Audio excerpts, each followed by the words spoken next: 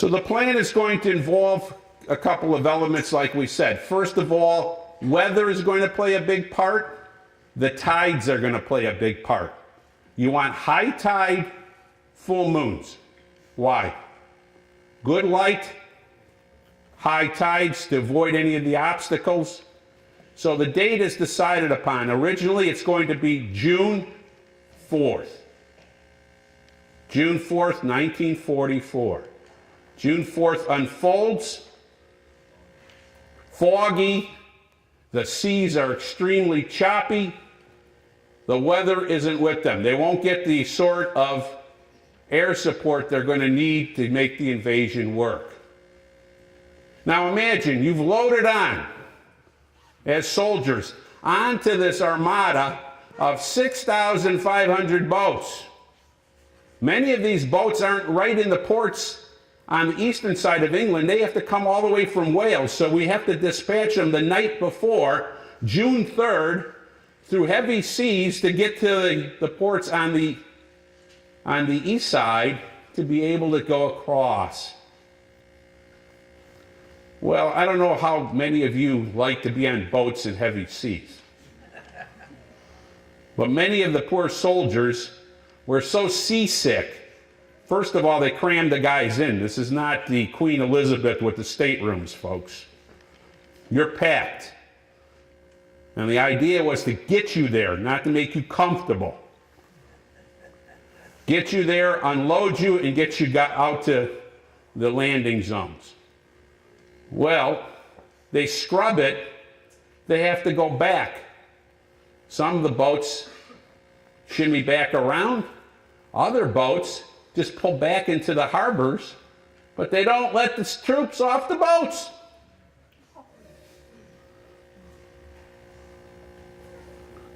So they're already starting out with troops with sick stomachs, seasick in some cases.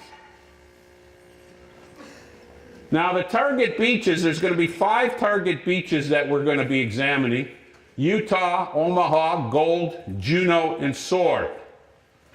The beaches that the U.S. troops are involved: Utah and Omaha. Gold is going to be a British beach. Juneau is a Canadian beach. And the last one, Sword, is going to be a British beach. And we'll talk about the levels of resistance they met on those beaches, because it was not all uniform. The people that were on Omaha Beach took the brunt of the tough fighting.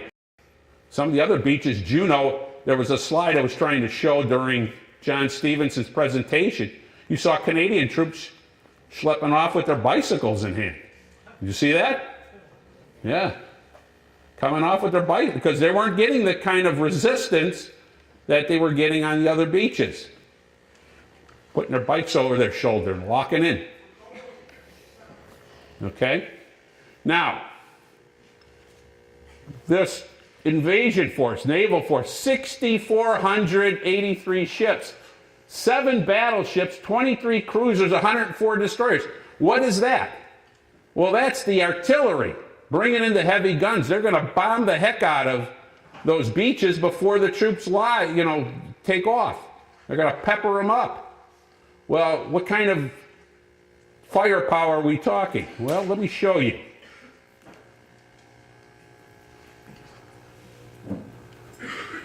That's a battleship firing, folks. You notice, for those that may not be aware of this, there is no sailor on the deck of that ship when it's firing, because the percussion from those cannons, they're essentially shooting rounds that would be the size of a Volkswagen.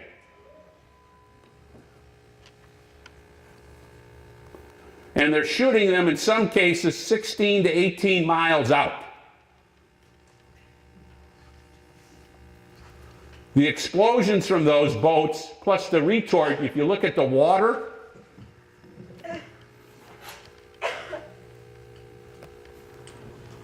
that's the sound effect. That would sweep a person off the boat, kill them instantly if they were on the decks. So you can imagine what they were hitting those beaches with in terms of explosive power. Now, the other thing we are ruling in is the size of the force that we're putting in the skies. 12,000 planes, of which 5,000 are fighters. Now, the Germans are posing us with a mere 169 planes. We own the skies on D-Day. And one of the things you got to remember, this is why Muskegon is so important. Why did we show you Muskegon last week? Because you have an arsenal building this stuff so rapidly that we can pour this into the breach. The Germans are lucky just to keep up with their attrition in terms of what they're losing, and they can't even keep ahead of the game. They barely can even make parity. And we'll see this further down the road with D-Day. They can't resupply their losses. And it becomes more and more difficult for them. Now, one of the things that we understand is that they didn't want to mix up the forces. One of the early decisions the planners did was that we're not going to mix British and American troops into one force. It was hard enough to get them to cooperate. We're not going to homogenize them into the Allied fighting force because they wouldn't get along. So they gave each beach to each different country. That's their responsibility. Now, the other thing, prior to this, we're bombing France at an incredible rate when we're trying to target their railroads and their supply lines and everything that they have because we want to cut it off. If we're not successful, the last thing, or if we're having opposition, the last thing we want to do is to have the Germans start rolling up their reinforcements. Well, it's hard to drive a tank. Those of you that have driven them, God bless you. You're wonderful people. But you can't drive 10 hours in a tank to get somewhere. It wears the heck out of you, right? Not very comfortable. So how do you get tanks up to the front line fast? You load them on a train and you transport them. Well, if the rails are all blown up, now you've got to find alternatives. You've got to either truck them in or you got to get them in some way, drive them in. That's going to be slow. And that's going to be part of the response. Now, the other thing that I want to focus on today is this landing craft.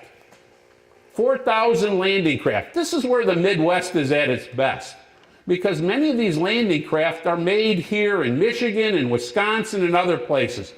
Across the pond, Outboard Marine, very instrumental in making those craft, and other companies will design craft to deal with it. Well, there's 4 types of craft that are going to be prevalent in this. One of them is going to be called Landing Craft Personnel, LCP for short. It's your basic landing craft. 36 troops. It looks like a barge, flat bottom. It's got a ramp. 2 guys, Navy guys. One's sailing it, the other one's assisting. Ramp drops, troops go out. Now the sides of these are higher than a man's head. Why? You don't want them to get hit coming in. But as soon as that ramp drops, the shooting begins.